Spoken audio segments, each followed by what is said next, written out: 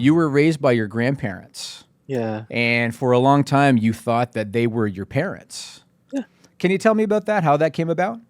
Sure. So when I was around the age of 1, my parents, my mom and dad, decided to split, and my grandparents got involved at the time because for a single mother in Los Angeles to raise me on a single salary, it was quite a difficult task. But then my grandfather retired from the Air Force and also retired from working from Armco, which is now AK Steel, one of the largest steel manufacturers. He had a lot of money set aside from two different pensions. My grandmother used to work at the commissary over in Korea and then moved over here and became a housewife. So they had a lot of free time and they had a lot of love. So they decided that they wanted to go and take me in and kind of raise me as their own. And in doing so, I lived with them for basically my entire childhood until my grandfather started to get Alzheimer's and started to lose a sense of exactly where he was. Shortly afterwards, he had his leg amputated and then he passed away.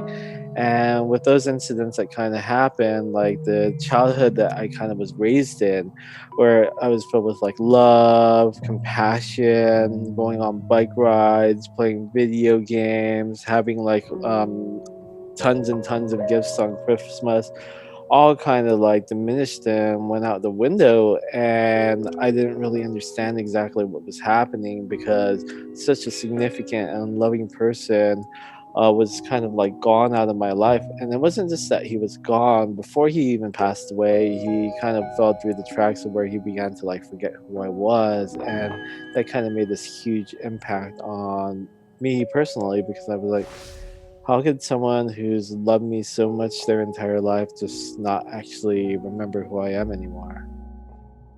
Back about, I don't know, 20 something years ago, that really wasn't the case. Therapy wasn't as renowned as it is now. And especially in the Asian culture, like that's not, it's kind of frowned upon Hmm. as opposed to looked at something to do.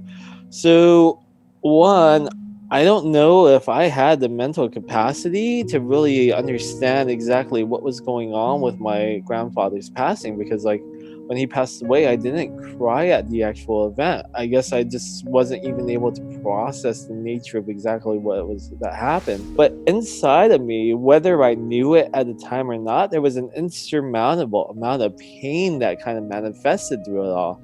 And with all of that grief and everything that was going on, it caused me to kind of outlast, go out there and find new areas to kind of fit in, go hang out with the wrong crowds, kind of look for that approval, sense of approval and sense of love that my grandfather gave me, but probably in the wrong areas. Not every business succeeds, obviously, Correct. and most people experience failure and sometimes a lot of failure when it comes to Yeah. business before they find success. And you went through a period of that. You would try a business venture and it didn't work out, and then you tried another one. And eventually you found yourself evicted from your home and you had to move back in with your grandmother. Talk about that period of your life and the mental toll that took on you, and maybe even the physical toll of having to move back in with your grandmother at that time. So when we really think about like moving back into it, grandma, it does a big thing to your ego.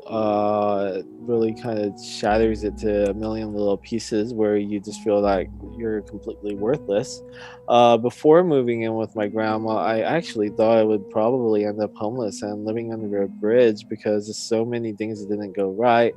I was spending like months on end, kind of just laying in bed, unable to really get up or find the drive to really move forward, kind of trying to think of solutions to really go out there and do things. But then I think I felt more defeated than anything else, where I'm just like, well, what am I supposed to do? There's like no way out. Like, what am I like? There's nothing that I could potentially do to really go and make it out of the situation. On November 20 of 2011, I'm sure that's a date that you remember, you were going through some serious depression, brought on at least in part by the ending of a relationship. Yeah. And that day, you sent your ex girlfriend a letter. And I want to read one excerpt from this letter. This was posted on your website, leonardkim.com. This is one quote. I can't take it anymore, and I'm going to be leaving this world. Killing myself is the only thing I can think of doing to end the pain. I can't bear going through 60 more years of my life knowing I'll never have you. You left her your mother's name and number and your grandmother's name and number, and you asked her to reach out to them. Now, obviously, and fortunately, you didn't go through with that plan. Yeah. Tell me about that time. What was driving you to consider suicide at that time, and what ended up preventing you from following through? So when I looked at my career trajectory up to that point, I worked at a real estate investment fund that went bust. Worked at a broker dealer that went bust. I worked at a few startups that went bust. I tried to do my own thing and that went bust. Like, I tried so many things in a row that just continued to fail over and over and over again. And I'm not with the person I sent the letter to, and everything just seemed absolutely horrible. And I'm like, what's the point of all this? If I keep going, like, nothing else is going to change. Everything's going to be absolutely hopeless. There's no future for me. Like, I couldn't see it. Like, I saw everything to be so bleak and so grim that I was like, I just want out. There's no future. And my former girlfriend at the time gave me a call, and then she talked me out of it, and she tried to meet with me. And then when we met that night, she asked me how stupid I was, what I was thinking, how I could be so selfish, what my grandparents and my parents would think, and how I was doing something that was very, very irresponsible, and kind of like talked me out of the situation. So I didn't do it. I didn't know what I was going to do, but I knew that I wasn't going to do that. So I had more time to go out there and actually live, but I didn't really know what the purpose of all that was. Then, and I guess it was in 2013, you started publishing your writing online, Mm-hmm. and eventually your work was read by millions of people. You had hundreds of thousands of people following you on social media. What impact did that response have on you, and how did that help you move forward in your life and in your career? Because obviously your career trajectory took you online, into digital branding. Yeah. Tell me about the impact that response had on you, being read by millions of people, and helping you get to where you ended up going. Well, it's not the millions that kind of does the trigger moment. It's that first initial piece that really drives the movement. So when I was going out there and writing, I wrote one post at the very beginning. It was like April or May 2013, something like that. And that post kind of just sat up on the internet for a while. And I went around and started like reading other people's posts and going around. And then like someone who content I started reading, I guess they went back to my profile and read my post and decided to share it with like over 1,000 people. And that moment kind of like really got me excited, because it's like, wow, someone actually cares about what I have to say, I guess. Wow, that's pretty cool.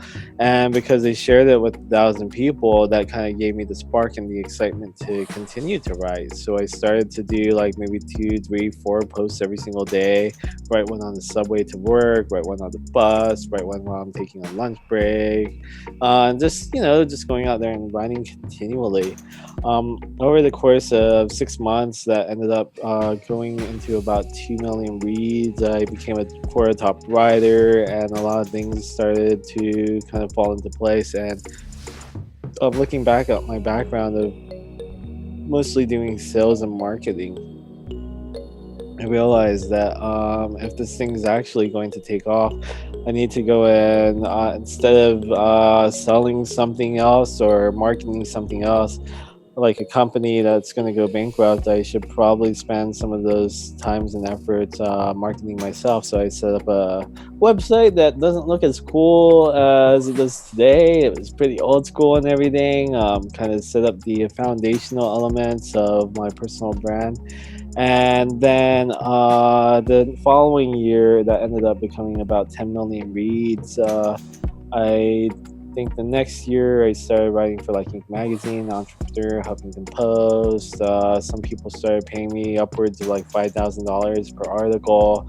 Got paid to go out there and do things like go to hotels and stuff, and all this other stuff began to happen. And I met my former business partner. We decided to create a company where we could teach people how to go out there and build their personal brands, get featured in publications, grow their social media followings, so they could kind of go out there and do similar things that I have. Like when I kind of reflect back on my life, like I found every single way possible to go out there and try to earn money that didn't work. Like if you run 100 ideals from me, I'll probably be like, nope, nope, nope, nope, nope, nope, nope. Try that, try that, try that, try that, try that. None of that's going to work. And then I found the one thing that actually does work and does work extremely well. And it so led me to be able to go and create a digital marketing agency, write a book with an international publisher that's world renowned, have books in actual bookstores, and meet a lot of people that I would never think that a person like me could ever meet.